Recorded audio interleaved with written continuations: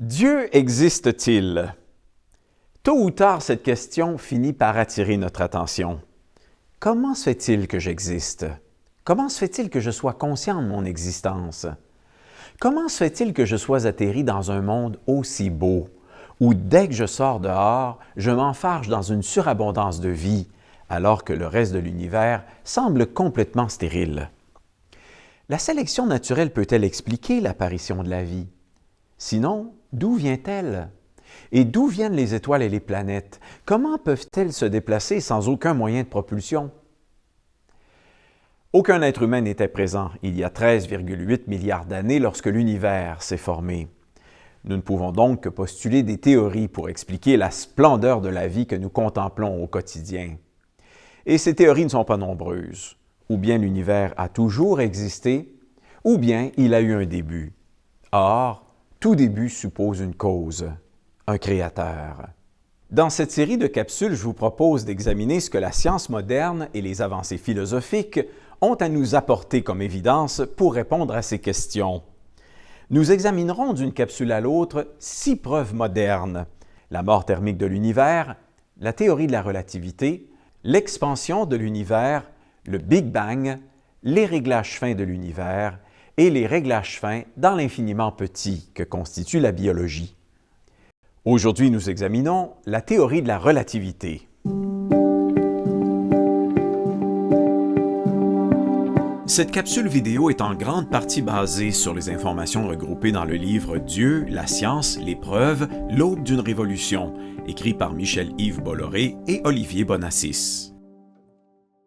La théorie de la relativité est chronologiquement la deuxième découverte scientifique moderne qui appuie la théorie que notre monde a bel et bien eu un début, ce qui conduit vers la nécessité d'une cause, d'un Dieu créateur. À une époque où l'univers est considéré comme fixe, immuable, immense, sans limite dans le temps et dans l'espace, en 1905, un jeune Allemand, Albert Einstein, postule que la vitesse de la lumière est une constante et un absolu indépassable de notre univers et que le temps et l'espace sont au contraire relatifs, pouvant, dans certaines conditions, se contracter ou se dilater. En 1915, Einstein complète sa théorie de la gravitation qui supplante celle d'Isaac Newton et sera bientôt appelée la relativité générale.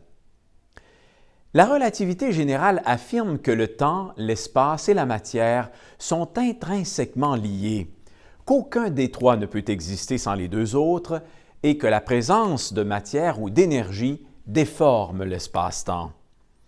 Le monde scientifique est estomaqué par ces théories audacieuses et stupéfait de constater que les tests expérimentaux les confirment.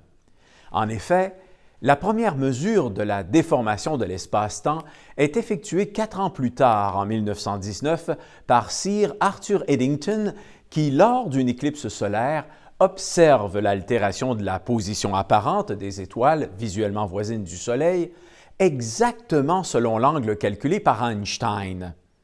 2 ans plus tard, Einstein reçoit le prix Nobel de physique.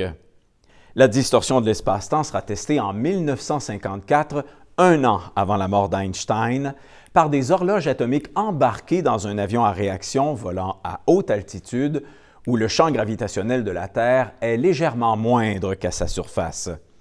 À l'issue du vol, le constat est fait. Les horloges ont bel et bien avancé de quelques millionièmes de seconde par rapport à celles restées à la surface, telles que prédit par les calculs d'Einstein concernant la contraction. La dilatation apparente du temps local d'un objet en mouvement, du point de vue d'un observateur extérieur, sera finalement testée et confirmée au début des années 60. Comment la relativité générale contribue-t-elle à déterminer s'il existe bel et bien un Dieu à l'origine de cet univers? Eh bien, sans qu'Einstein l'ait voulu, la théorie de la relativité crée un portrait robot de Dieu. En effet, si l'espace, le temps et la matière sont intrinsèquement liés et que l'univers a bel et bien eu un début, la cause de l'univers sera nécessairement non temporelle, non spatiale et non matérielle, ce qui conduit à un être spirituel. Ici Michel Lizotte, au revoir.